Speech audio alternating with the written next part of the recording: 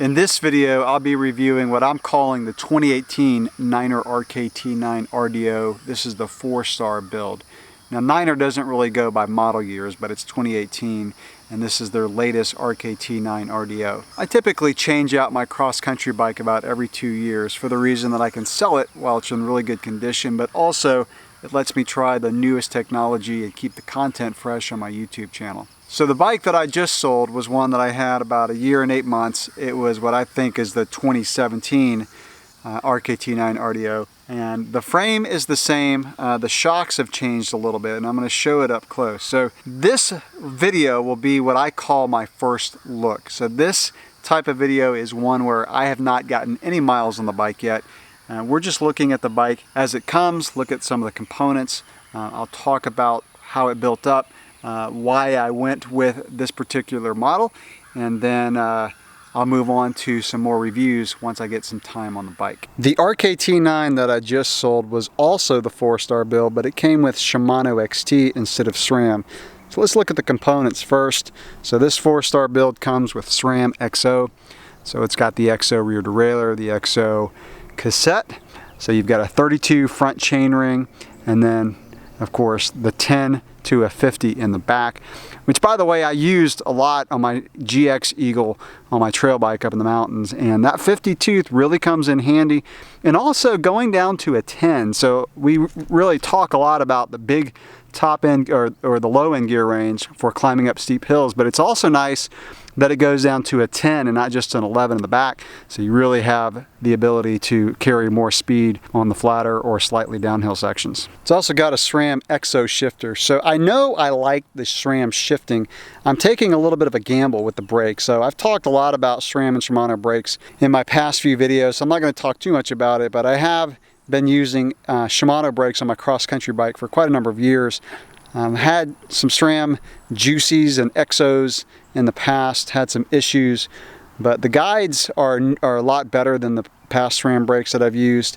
They bled really well. One thing that I really like about these brakes is how well they bleed. So I had to bleed both brakes when I built up the bike, and SRAM has this bleed port that's actually on the other side. You can't see it, but it uses what they call the bleeding edge tool, and it is totally drip-free bleeding. So when you insert the tool, then you open up the bleed port on the caliper, and that makes bleeding brakes so much easier. So even though it uses, it does not use mineral oil, it uses DOT fluid, which I don't like. The bleeding process, if you have the SRAM bleed kit, is really good on these brakes. And by the way, these are the Rsc brakes, the guide Rsc. So not only do you have the lever reach adjustment right here, but you also have the pad contact knob right here. So lever reach, pad contact. This bike comes with a 180 front rotor and a 160 rear rotor. So hopefully after using SRAM brakes for a few months on my cross-country bike, I'll really like them. Worst comes to worst as I go back to Shimano for cross-country. The nice thing about this frame is the fact that the cable routing for the brake is all external. So if I were to change out the brakes down the road, I'm not having to pull them out of the frame. So the only thing that's internal on this bike is the rear shifter. Now the previous RKT9 had a rear shock with the remote lockout. So this one does not have the remote lockout. I'm pretty neutral about that. I wasn't really keen on the remote lockout when I first got my other RKT9, but the more I used it, the more accustomed I got to it and really liked it.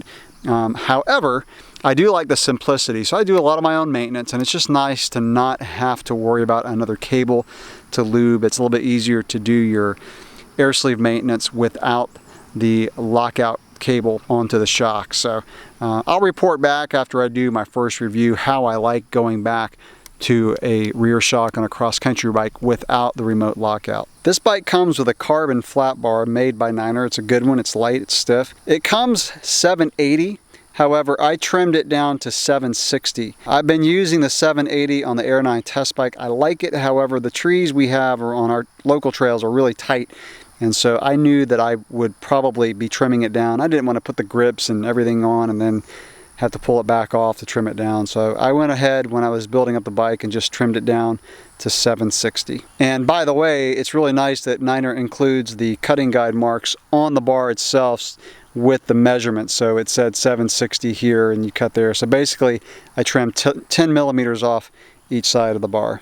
I did also change out the stock Niner grips. They came with some nice lock-ons, but I'm so accustomed to these ESI foam grips that I put these on. The stem on this bike, this is a medium by the way, and I'm a little under 5'9", and the medium fits me really well.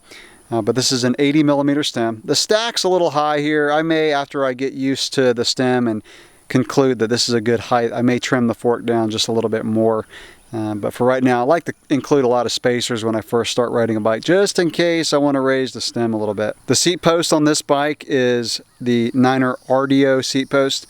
I think the 3-star build just comes with a regular carbon. The RDO is kind of an upgrade. Has a little bit of flex to it, so not only do you have rear suspension, but you also have a little bit of flex in the seat post. And it does work. I can really tell that it works on the Air 9 hardtail that I've been riding. So this bike actually came with Stan's arch wheels, which I included with the other bike that I sold. So I put on my Stan's Valors. These are my favorite cross-country wheels. Now I've been testing the Tough Cycle wheels, and I'll do kind of a wrap-up review on those. I've been really impressed with those. However, I did not have the hub interface to make it compatible with the SRAM XD Drive free hub. I did have that. I just swapped it over from the wheels that came with this bike. And if you may have seen that video where I showed how easy it is to swap the free hub of Stan's wheels. So I just swapped it, made these wheels compatible with SRAM XD, and I was good to go. The stock tires that come with this bike are the Maxxis Icon. I think it's a 2.35 for the front and a 2.2 in the back.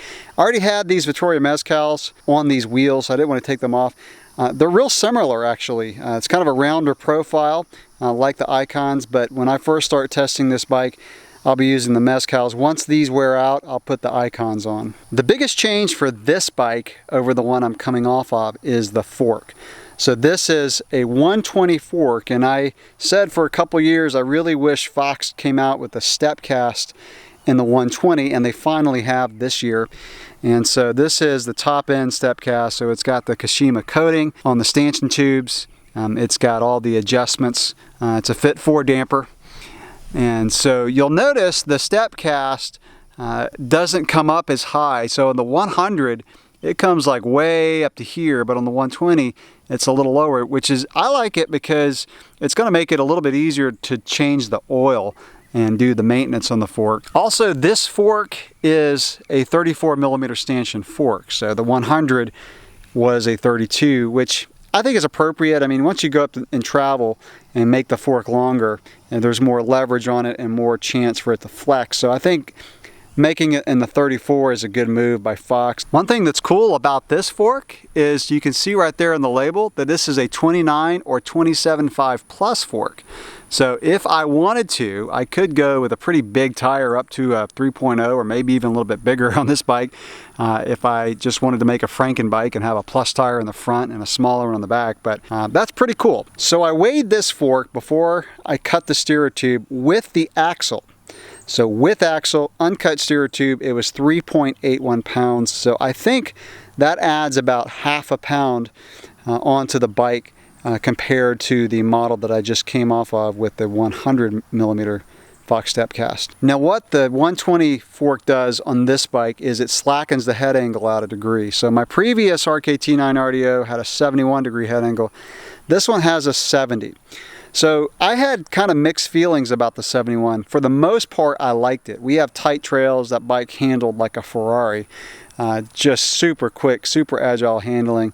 You could just dive into a corner as quick as you could think about it. However, there were a few times when I would hit a root or something in the trail and the bars would twist just a little too quickly. And so you really just have to be on your game with the steeper head angle.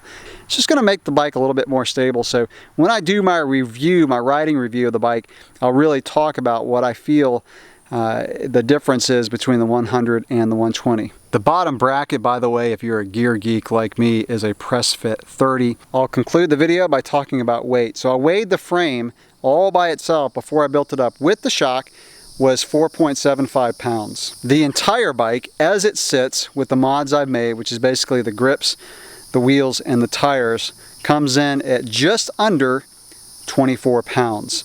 So, like I said, the fork I think adds about half a pound. My previous RKT9 came in at just under 23. However, I had an Ultegra cassette on that bike, which was about a half pound lighter than the mountain bike cassette. So I saved a ton of weight, but I didn't really like how tight the gears were. It was nice for road, but when you hit the trails, I had to shift a little bit too often. And so I kind of went back to the mountain bike cassette on that previous RKT9. Like I said, half pound heavier with a fork, and I'll report back if I feel like that half pound is worth it. So that will conclude this first look at the 2018 Niner RKT9 RDO 4-star build. I'll do some more reviews on this. I'm looking forward to getting some miles on the bike. Thanks for watching.